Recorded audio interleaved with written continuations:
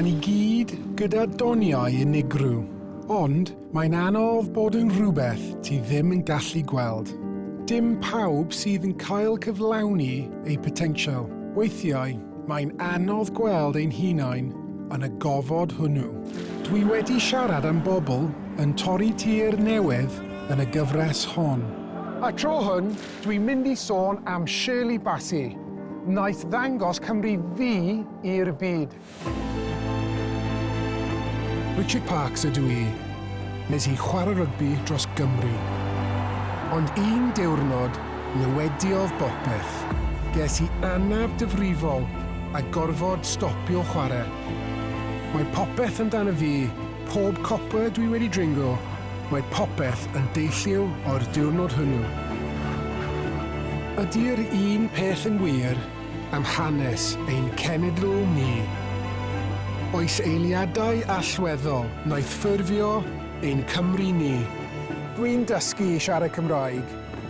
Braint ac antur, mwyaf fy mywyd ydy ecsblorio yn hanes ni, yn ein hen iaith ni. Dyma 24 awr Newidiodd Gymru.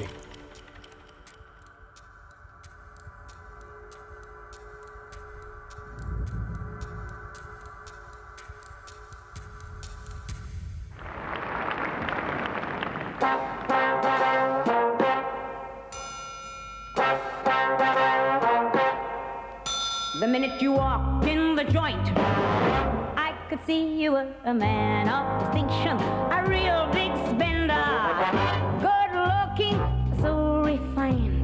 Say, wouldn't you like to know what's going on in my mind? So let me get right to the point. Adeg gwahanol iawn oedd y 60au. Roedd bobl o liw wedi ei cau allan o naratif gyhoeddus am Gymreigtod. Bod Cymru wedi bod yn gartref i gymunedau aml ddiwylliannol byrlymus ers bron i 2 ganrif. Yn fy marn ni, wnaeth Gantores o Gaerdydd newid ystyr Cymreigtod yn wyneb y byd. Wnaeth papur newydd alw Shirley Bassey, the girl from Tiger Bay, bod hi wedi magu yn sblot. Heb os nac o'n i bai, dangosodd Shirley Bassey i'r byd, Caerdydd aml ddiwylliannol, Cymru aml ddiwylliannol. Mae Butetown wedi ffynnu fel cymuned ers yn gynnar yn y 20fed ganrif, pan oedd dociau Caerdydd yn fwy na rai Efrog Newydd. Ond mae mewnfudwyr wastad wedi wynebu rhagfarn ac mae pobl o liw yn darged amlwg. Os ti'n deall hanes, ti'n gwybod mae mewnfudwyr yda ni gyd mewn gwirionedd. Ond wnaeth Shirley Bassey a'i llais anghygoel chwalu'r hen syniadau am bwy oedd yn perthyn i Gymru.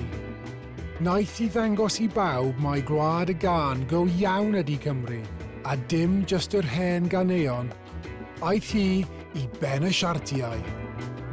Cyn Goldfinger, Diamonds Are Forever, Big Spender, I Am What I Am, As I Love You, oedd y #1 cyntaf. Heddiw, mae Gymreigtod wedi tyfu'n syniad llawer mwy gynhwysol.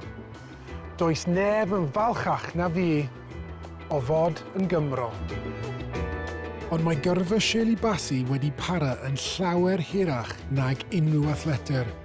Ers hanner ganrif a mwy, mae ei soen a'i sain wedi cyflwyno Cymru i'r byd. Shirley Bassey oedd y person cyntaf o Gymru i gyrraedd brig y siartiau. Ie, hyd yn oed cyn Tom Jones.